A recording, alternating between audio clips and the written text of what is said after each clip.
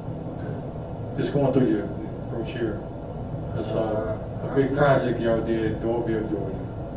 I think it's a little bit north of Atlanta, but we do work in Douglasville, Georgia, Right. Rockdale County, Georgia, and Macon County, Georgia. There was a nice project in Irondale, Georgia, y'all had in your syllabus. I was trying to figure out where Irondale, Georgia was. I'm not sure. I'm stationed here in Birmingham. Matthew Arrington and David Corbin both live in Atlanta, so they work in the Atlanta area exclusively over there. I'm not sure where that is. Okay, thank you, sir. That's it, Mr. President. Councilman Quayle? Yes, there were a few things that were in this agreement that made me a little bit uncomfortable, and that is, not only will the city pay $25,000 for the annual fees, but then if we do decide to issue bonds for the capitalization of projects, the city will pay Terminus $1.25 for $1,000 of bonds issued by the city, subject to a minimum fee of $25,000. So, for example, if the city were to issue a $10 million bond, if you calculate that, that's $12,500. But because of the minimum, it's $25,000. So it's not just $25,000 per year, but it's $25,000 if you decide to issue bonds. Now, the other thing is that we're also to pay for out-of-pocket expenditures that are incurred in providing the service to the city.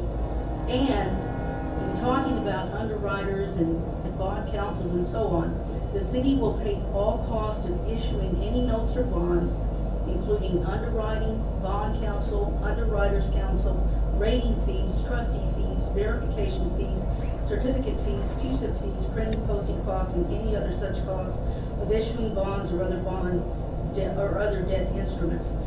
Gentlemen, this is why we get bids from underwriters, so that we can make sure that the city's best interests are being met.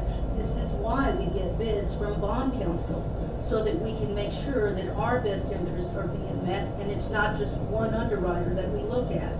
Now, the other thing that I want to mention is that there are two members of this council body that have experience in finance. One of them is a branch manager of Regents Bank, and I served in the banking industry for 15 years. All right, and I earned a Series 6, a Series 7, and a Series 63 securities and financial industry licenses. So I have a lot of experience in this. Now, gentlemen, I can't speak for you because I don't know about your financial knowledge or experience, but two of us do have this knowledge and experience. We are a small municipality. We're projected to have $2 million in revenues, and what we need to be doing is being better stewards. And what do I mean by that? We're projected to make $23 million. We're projected to make a $2 million surplus. When I took a look at those revenues, $3.7 million of those revenues were occupational tax license fees. So if I subtract those occupational tax license fees of 3.7 from the 23 million, we're left with $17.3 million. We cannot pay our budgeted expenditures of $21 million when we're not having the revenue coming in. Now, here's the good news. The good news is that the previous administration left us in a fairly strong financial position. We have a little under $6 million in reserves and a little over $19 million in unrestricted and restricted funds. And our bond debt has been lowered from $57 million to $42 million. We also have some sales tax revenue coming in with the Chevron, Taco Bell, Pizza Hut convenience store, and 18 gas pump that's going to be opening around May or June of this year. We have the grocery store and other developments that are scheduled to begin this year, and some are estimated to open for business towards the end of 2022. So we really need to stay the course in cutting down on wasteful and non-essential spending such as this, and remain focused on projects that are going to increase our revenues, because we've already promised some people that we're going to do away with the occupational tax. We can't do it right now. So we need to focus on increasing our revenues without increasing our $42 million in debt. That's the question. Does that conclude your question? Yes. Okay. Mayor, would you like to address any of those aspects of that question? Yes, I mean, just a few minutes ago, I heard that it was only 2 people up here that actually had On the council. experience in how to be able to handle a bond issue. But I would say that I've been to New York 4 times and presented before. I mean, I would be willing to put my resume up against anybody on the council when it comes to finances, and especially municipal finances. Now, if it's anybody up there who's been to New York 4 times and made a presentation before the S&P to be able to get the city a bond rating, then I would take my hat off to them and say, hey, they know way more than I do. I have an accounting background. I have an MPA. I've worked as a city clerk for 8 years, so I've been around putting together the information to go into an official statement and to be able to go before bond underwriters. I've had conversations with bond underwriters, you name it. I've been able to do that, and I've done it over a long period of time. However, I am smart enough to recognize that you don't operate on your own self. Just because I have the knowledge to be able to do it, I don't do that every day. I'm not in that industry every day.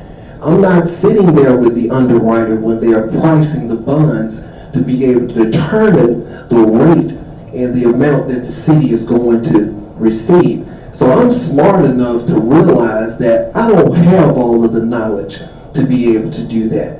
And my job is to make sure that we are a good steward of the city finances, and that's why I don't have an ego issue to be able to bring somebody else in to be able to do the work. I think it's a very astute and very smart when you try to get people that are smarter than you to be able to do the job. I think when John Maxwell talks about leadership, he talks about that if you want to be a good leader, you surround yourself with people that are smarter than you, because if you just got people that are not smarter than you, then what's the use of having them there in the first place? Also, I want to make sure that I, correct the deal about the fees. Every bond issue that you have, all of those fees that you mentioned, Councilwoman Cuellar, those fees come out of the proceeds of the bonds. If you get any other financial advisor, the $25,000 that he mentioned as a standard, or you mentioned as a part of their agreement, that's in all financial advisors' agreement. So if you travel in this arena, you will be familiar with those things to know that what's in an agreement is standard in all municipal financial advisors' That's only agreements. if we have a financial advisor, sir. That's not.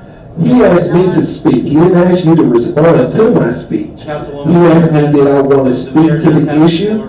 I gave you the respect when you were giving your dissertation on why we shouldn't have a municipal financial advisor. I didn't butt in, and I asked you to give me the same respect.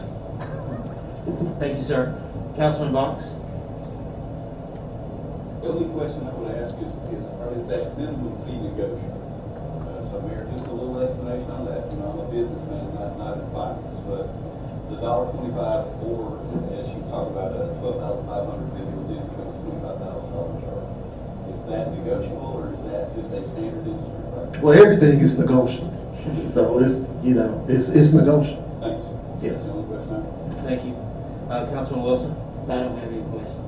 Okay, thank you, and nor do I. Thank you for standing up here and answering any potential questions, sir. I appreciate your time. All right. Is there anyone that would object to that item being placed on consent? I'm not good with it. Okay, I understand. So that item will come up for a vote. Item number 6, and this is an ordinance number 2021-02, provides for certain improvements to streets and public ways in the Mountain Lake Estates subdivision according to the public improvements and assessment process set forth under Alabama law. Councilman London, do you have any questions on this? I got my question answered earlier. I got Good. my question answered earlier, yes. Thank you, sir. Councilwoman Quayle? I do have some questions. Councilman Box, you live in this neighborhood, don't you? Okay, so my question is, how long have the residents known about the deteriorating conditions of the roads and the bridge? Well, we were advised by the mayor, I think it was 2 years ago, and basically, the former administration removed our fire coverage, removed our life services, and removed everything and went about it 2 week notice. We started trying to raise the funds ourselves to make the correction. But as we started going out for bid, we saw that it's a bigger nut than we could handle as a group of 30 residences. And so at that point in time, we asked the city to help us. The former administration was not able to do that. We then engaged an attorney, and the attorney came in, and within 24 hours, we rescinded his decision and modified our fire service so that we didn't have to go back to our personal insurance companies and possibly put ourselves in jeopardy at that point, which is called the former administration called me as the president of the United States right before the election and said he had found a path that the city could help us in. When I presented that out there, many of our residents were amenable to it. Right after that call, now Mayor Stewart called and said he had a path to do the same thing. What I can't understand is when we were told over 2 years ago that this was going to happen, why didn't the city offer to help us then? We asked, even when I came before the city council several times, and then now there's a pathway to do it that will, yes, cost the citizens some, but it's also protecting the city's investments in their fire trucks, in their ambulances, in their personnel that are coming across. Deterioration of the bridges are a matter of opinion, so I'll say this, that we have had practical applications of 50 and 60 ton vehicles crossing this same bridge constantly, up to as recent as probably 2 weeks ago. So I'm not sure the fire trucks weigh 50 or 60 tons, but because of the possibility of an injury, it came out that the former administration decided to do away with our fire and life services that we won back after engaging in attorney. Now we have an opportunity to work together with the city. We will actually be reimbursing the city through this program for 50% of the cost plus interest on what the city lays out for us. In the beginning, the city will actually work with our people, taking our plans to us if they're going to be improved, if I can improve upon their plans to bring this bridge into compliance with what the city wishes. As far as it goes right now, we drive trucks across it every day that don't have a problem. But the city has asked that we make the improvements, so it's only right that the city should help us since the city has a vested interest in their equipment coming across the bridges. Right, and in the lives of people that are coming across the bridge as well also. One of the things that I just need some help with is I'm aware of a Attorney General opinion from June 24th of 2019. And if the city's going to be funding part of it, how is this not in violation of that Attorney General opinion which said the city of Irondale may not expend municipal funds or lend its credit for the repair and or replacement of private roads and bridges in a private gated community located in the city? How are we not in violation of that? This ordinance states that there is a public purpose in the city actually protecting its assets, such that whenever the city is out there, that they do not sustain any damage to their trucks. That would be a question for the city council to actually ascertain as to whether or not that is a public purpose. Okay. And then the other thing, for the benefit of those of you that are here, there will be a hearing, a public hearing on April the 21st at 6 p.m. here at City Hall. And everyone is invited to come and ask additional questions and voice your support, voice your opposition. This is taxpayer money, and so this is why this hearing is going to be held. But one thing that I do want to state is it's important that we do work with this community. I understand about the need to have services provided.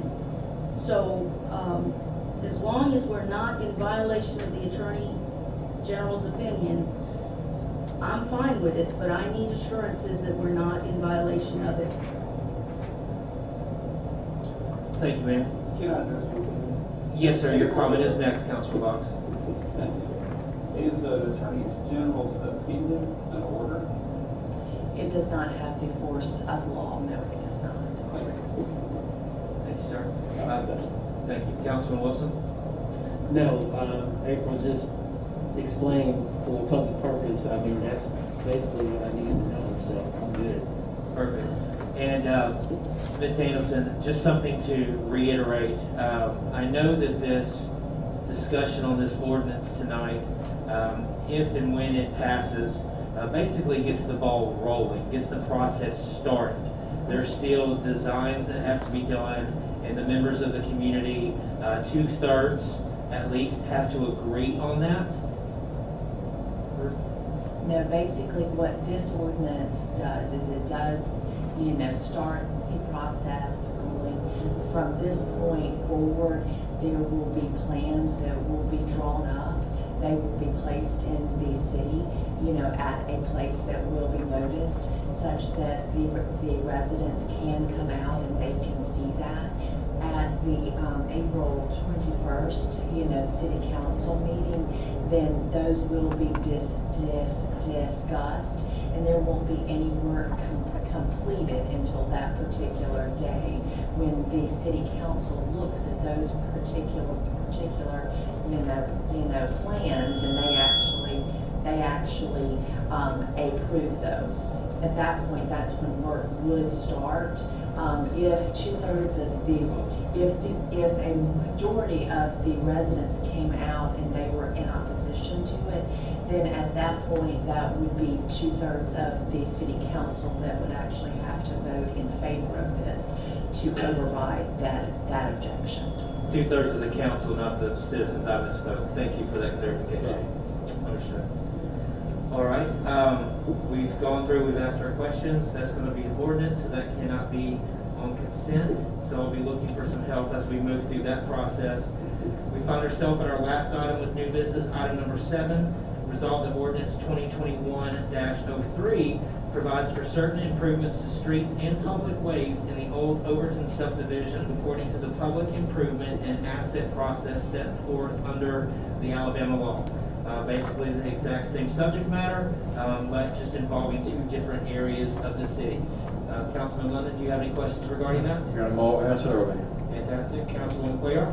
Yes, some questions. Mayor Stewart, you live in this neighborhood, don't you? Right? Yes, I live in this neighborhood. I've been living there for 6 years. Okay. I do recall at the council meeting that was held in 2018 that members of the neighborhood approached the city council to request funds to help them with the cost to repair the streets. Now, they noted that they had collected most of the revenues through their HOA to repair the streets, but they were $70,000 short. Since this time, has there been any effort to raise the $70,000? That was not our community that came forth and said that. Our community came forth when Mayor Alexander was the mayor, and at that time the council had committed to be able to help the subdivision. And over the last 4 years, nothing has taken place from 2016 to 2020. So there are 3 members here from the executive board from the neighborhood, and I think they will be able to tell you they have not been down here to City Hall to ask for any money over the last 4 years. And we definitely didn't say that we only needed $70,000 to be able to complete the project. But since I live there, my preference is for Ken and Eric to come up and to be able to speak to the issue. And if I need to fill in the blanks for anything, that would be my preference. If y'all could please come up and answer any questions that the council may have going forward. Good evening, how are y'all? Good evening. Councilwoman Cuellar, one second for me. Councilwoman Cuellar, you do have the floor at this time, and your 10 minutes is in play. No, I just, my apologies, Mayor, if I mistook your group for 2018 to come before the council in 2018. I thought it had to do with your neighborhood, so if I was erred in that, I apologize for that. Has there been any effort to repair your streets through your HOA? Well, no, because the HOA was sort of started and run by the developer back in the 90s. Okay. And rather than an actual performance bond, the city back in the 90s required the developer to simply put up a $20,000 cash bond, which the city's been holding on to since the 90s. Well, 20 some odd years later, there's not nearly enough money to put the top coat on the roads in the neighborhood. That's the problem, because they were never maintained. The developer went bankrupt. I can't even remember now when it was, 2016 maybe. He's deceased as well, I think. I'm sorry? He's deceased. Well, it was a family, and some of them are, some of them are not. I'm sorry. But anyway, I'm an attorney, and so I represented everybody in the neighborhood, and we sued the developer to get the HOA to be in charge of it, and to get a judgment, and to take over the control of it, because the streets have yet to be dedicated to the city. But the city can't take them until we get them fixed. We can't get them fixed until we get the money. And under Mayor Alexander, we were working on a splitsies deal where the city pays part of it, we pay part of it. Similar to the earlier item, this is not a private neighborhood. It just happens to be the streets haven't been dedicated yet. So we've been fooling with this for at least 10 years. So, yet here we are, and we're getting closer and closer every year. But it's extraordinarily expensive, obviously, to fix the streets. And sadly, there's no insurance behind the completion of the neighborhood, and the developer left everybody hanging. There's about 34, 35 houses in the neighborhood, so anywhere between 35 and 70 people live in the neighborhood, but here we are. So it's something we need to do. The roads are getting worse every year. We've had testing done. We've paid for testing. We've got a general plan. Everybody knows how to pay for roads, essentially, but it's just a matter of it's got to get done. It's getting worse every year. The bumps are worse. The erosion's worse. It's becoming more of a danger for vehicles and pedestrians.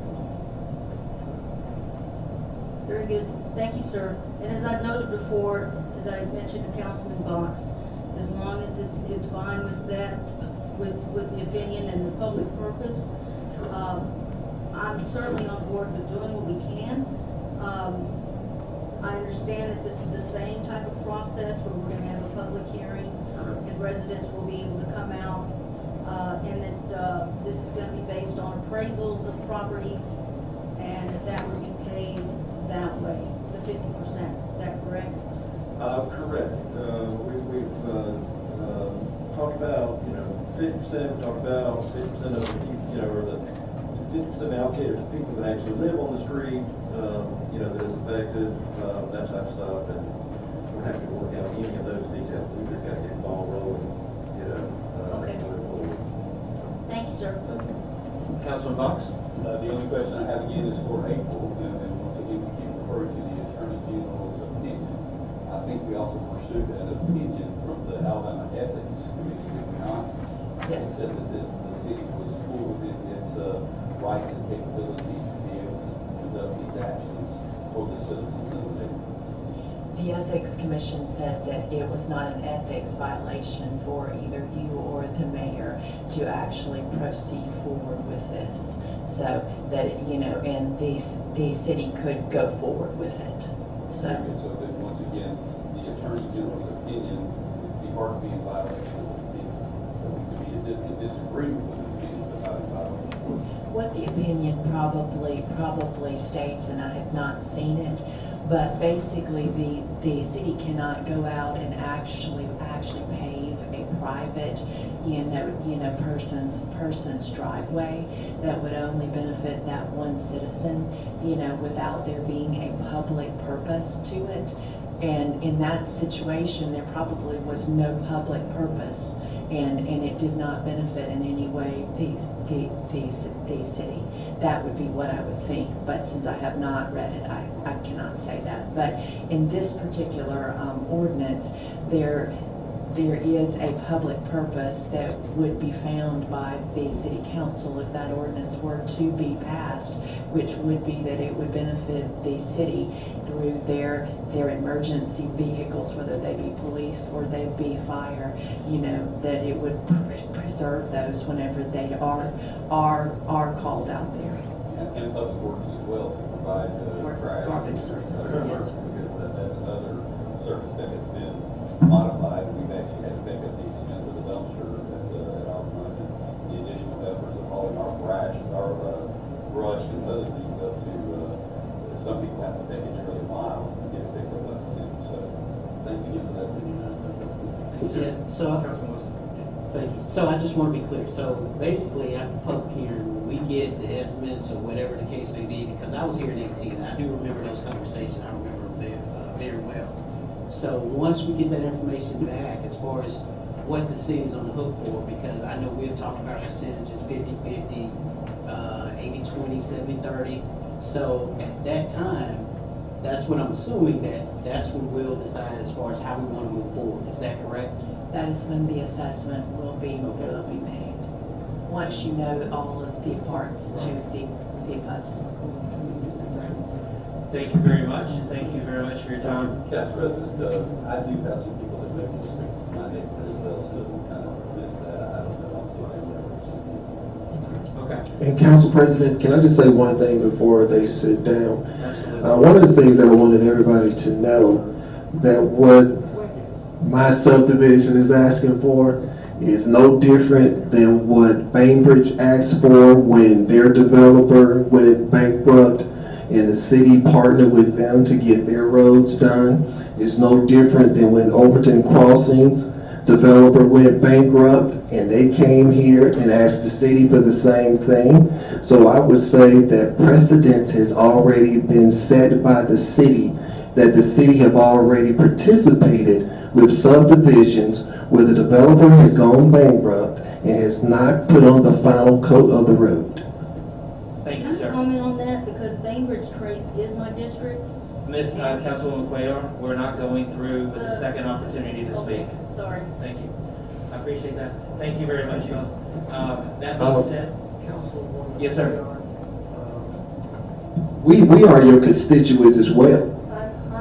So these individuals also live in District 3 and would love to have your representation as we move forward with this project. Am I allowed to comment on that? I'm going to close comments from the dais on this and open this up for any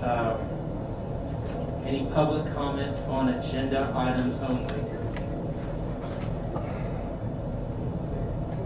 Yes, sir. As far as public comments, I will be enforcing the 2-minute rule.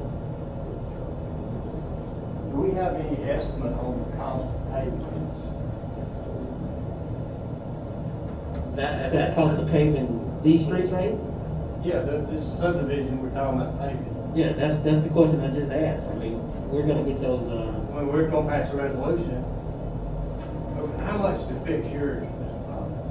We had bids for $207,000 and $223,000, but that was also exclusive of some tests that the city may require for ecological things that can be spoken to better by some of my constituents, and we weren't sure if the city was going to require certain tests on those, and so that's why we put it at a budget of $250,000, which then the city would only be paying $125,000, and we would pay the rest through the assessments. What I'm getting to is, we've got $20,000 or $25,000 in bond money. We've got $175,000 in discretionary funds. If all y'all put your discretionary funds in, pay that, we wouldn't have this problem. I think you could solve some of our problems by putting your discretionary funds in and fix one of these two projects and then the next year do the other one or figure them out. But how many of y'all have read this? I read through that. I've read it as well. It's very complicated and complex. Very complicated about assessing and what you can do and what you can't do. But as far as our neighborhood citizens are going, we have, I would say, at least 8% agreement, and they're just very grateful for the city at last offering help instead of actually the city removing services that the city is bound by state law to provide. So Well, the city's bound by state law. your group said they were gonna pay half, right? And I was here for that. Your group said you would pay half of the bridge. That was correct. Well, if To discretionary simplify. funds kick in, you got the bridge done. So again, If you would all put in your discretionary funds into this project, then you got the project done. Thank you, Mr. Graham. I appreciate your comments. Any other comments regarding agenda items only? No one from the room? I do not see Mr. Bishop, therefore, Amanda, okay. you don't have to slip, do you, Amanda? Yes, ma'am. I just wanted to say thank you again for considering our project. It's very important to our neighborhood. It really affects the way our neighborhood functions. To have a dumpster at the entrance and to have a big pile of brush at the entrance to our neighborhood is really an eyesore. But it also is a hindrance to how we live and how we work. So it's really a blessing for the city to consider this as an opportunity for us to move forward with our project. So thank you very much for your consideration. Hey, Councilperson, if I could have one more minute. Thank you, ma'am. On the fire and life service issue, with modified fire and life services, how much responsibility is the city going to bear if one of the houses actually burns down? Acknowledged. Somebody does. Acknowledged. Thank you. Thank you. Any other comments from the in-person crowd tonight on agenda items only? I want to make sure I'm not missing any hands. Okay. Chief, you have no questions? Outstanding. Thank you very much. That being said, we will now begin to address the agenda as discussed. I would ask for a motion for the approval of the agenda with the various items noted on consent.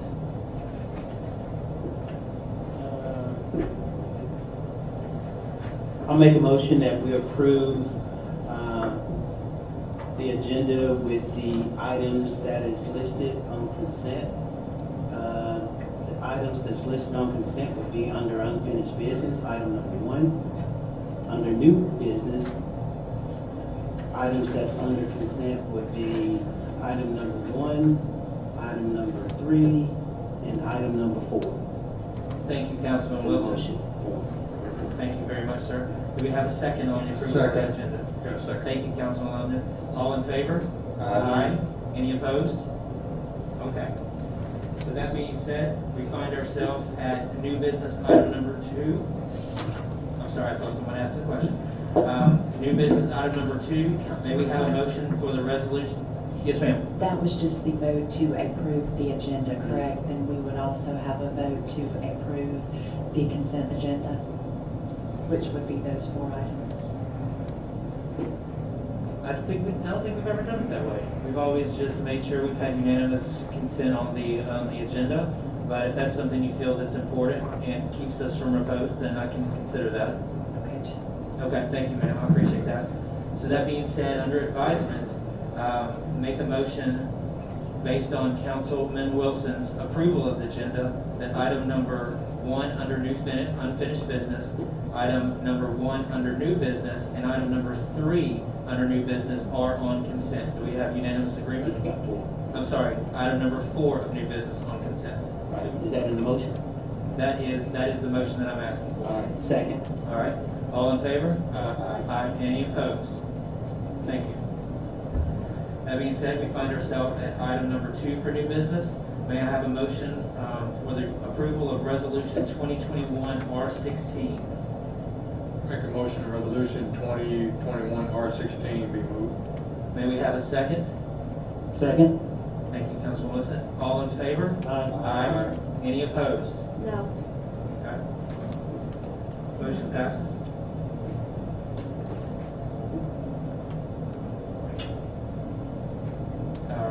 find ourselves at item number 5 under new business. May I have a motion for the passage of resolution 2021 R19? Make a motion 2021 R19 be moved. May we have a second? Second. Thank you, sir. Appreciate it. All in favor? Aye. Any opposed? No. I'll abstain. You'll abstain. So that passes.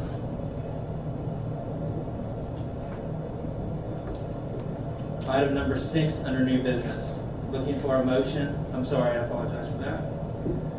In regards to ordinance 2021-02, since we've all received a copy, we consider this read.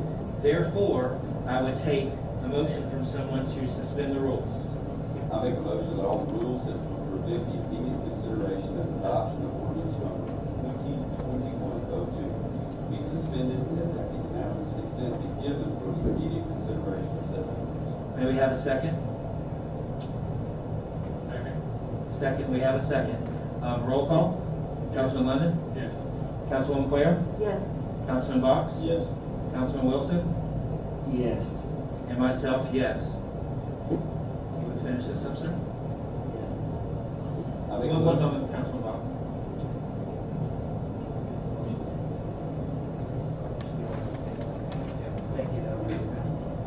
Yes, sir, please, if you would resume. I make a motion that ordinance number 2021-02 be finally passed and adopted as introduced. May we have a second? Second. Second by Councilman London. All in favor? Aye. Any opposed? Ordinance passes. Item number 7 under new business. Once again, since we've all received the copy, we're going to go ahead and consider that as a first reading. That being said, if I may have a motion for the suspension of rules. Yes, I make a motion that all rules that would prevent the immediate consideration and adoption of ordinance number 2021-03 be suspended and that unanimous consent be given for the immediate consideration of said ordinance. Thank you, sir. May we have a second? Second. Second by Councilman London. Roll call. Councilman London? Yes. Councilwoman Cuellar? Yes. Councilman Box? Yes. Councilman Wilson? Yes. And myself, yes. And then finally, sir?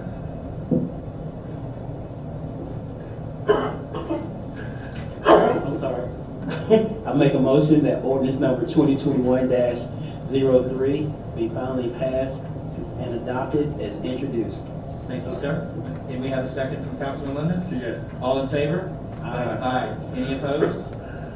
Thank you very much. That is passed. That concludes the deliberation and movement through our agenda. We find ourselves at public comments to the council on non-agenda items. Do we have anyone? Ma'am, I believe you're fine. Once again, we will be sticking to the 2-minute rule around public comments. Please, ma'am. Hi, everyone. Thank you for moving the city forward. And in keeping with that, I just need a clarification. I was here on February 17th. There was a budget vote.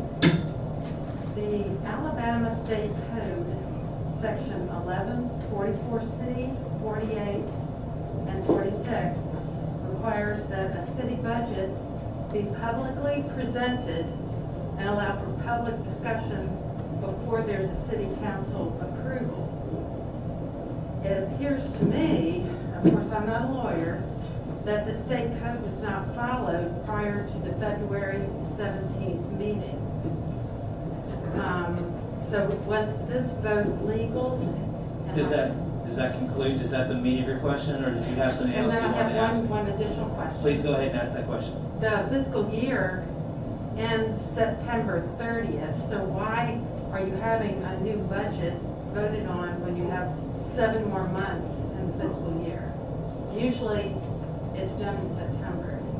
So those are my 2 questions. Those are your 2 questions? Thank you. Mayor, if you Can I could answer those? take 2 moments to Yes, I would. The first question, why do we adopt a budget 7 months before the fiscal year was out? That was your second question. The reason we adopted it because we had already extended the previous budget until we had the new council to get set. before we began the process of going through that. Also, when I was serving as a city clerk and I won the election August 25th, I wasn't in a position to begin to put the budget together until I was sworn in on November the 2nd. So we extended the budget 2 times before we actually adopted the budget on the 17th. Your first question that you stated that we violated the municipal code is actually 1975 and not 2016 from the email that you sent to me. However, if you read the top of what you sent to me, the city of Irondale is a classification 8 and not 2. So we do not fall up under that information that you sent to me because we're not that class. We are class 8. So going forward, if you want to see what we should be doing going forward, when you read the code, you need to make sure that you're looking in the section that says municipal classification number 8 and not 2. Thank you, sir. Any questions from the in-person crowd regarding any non-council items, non-agenda items? I thought I saw this gentleman in the back. If you could, did you have a question for us, sir? I thought I saw your hand up before the young lady spoke. My mistake, I apologize. Anybody else from the in-person crowd? Okay. Chief, do we have anyone from we have no questions? Sorry? Neither platform has any questions. That being said, I would take a motion to adjourn. Motion. May I have a second? Second by Councilman Wilson. All in favor? Aye. Thank you. Thank you all for your attendance tonight and have a safe journey home.